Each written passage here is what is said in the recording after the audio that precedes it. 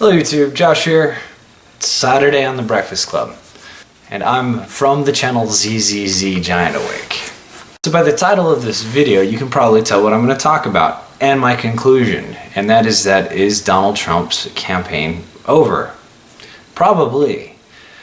In the last week, prior to the story breaking, there was a shift in the polling, like a drastic shift towards Clinton after the debates. And it wasn't game ending prior to the story coming out where he said that he kisses women without permission and it's great being a celebrity because they let you grab their pussy.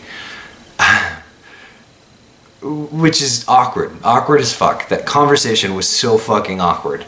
With that conversation, like, the disdain for that type of speech on both sides, the conservative and the liberal side, is just, it's fairly unanimous. Like, there isn't a woman in America who hasn't had to deal with some sort of harassment at some level, and what he's talking about is unwelcomed, unwarranted attention that a married woman doesn't want. In the case of the woman that he's talking about, she was married. We're also talking about a time that he was either engaged to or married to Melania, his wife, his present wife. She seems like a decent fucking human being. And I don't know, maybe the terms of their marriage are pretty open.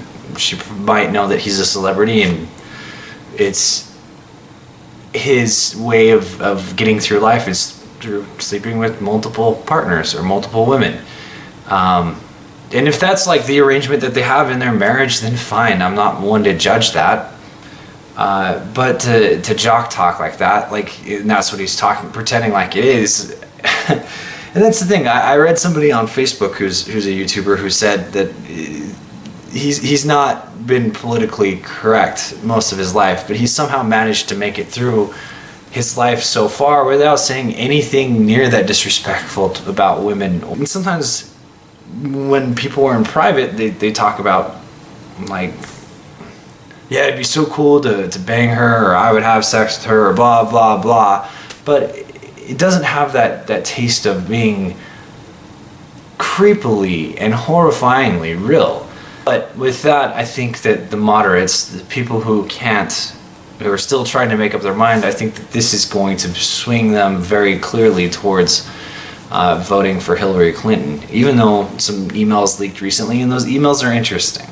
And they prove how terribly flawed she is as a candidate and how pro-corporate she's going to be as a president. And we will need to fight against her. But compared to Donald Trump as commander-in-chief, I would take Hillary Clinton any day of the week.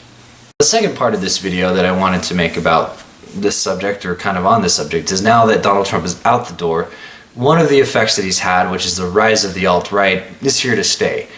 And I say unfortunately because I am not at all in agreement with any of the alt-right science-denying dumb fucks.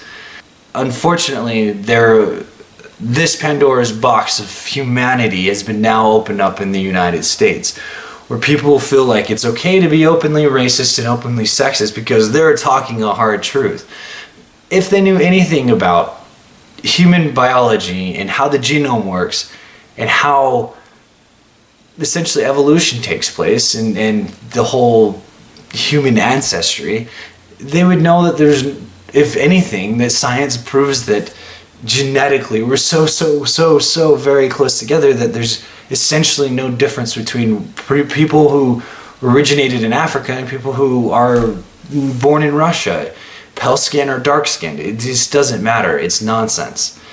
But these geniuses pretend like, oh, crime statistics matter when race is essentially, not completely, a social construct.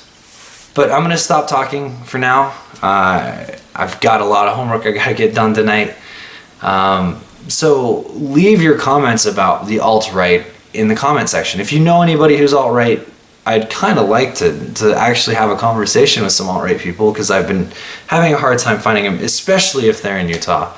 Also, let me know what you think about Donald Trump no longer, his viability, whether you think that he's still viable despite all of the news that's come out, or whether you agree with me and think that he's essentially done, that the rest of the race is going to be him petering across the finish line to have 36.5% of the vote, and when Hillary Clinton is going to win with 50% of the vote.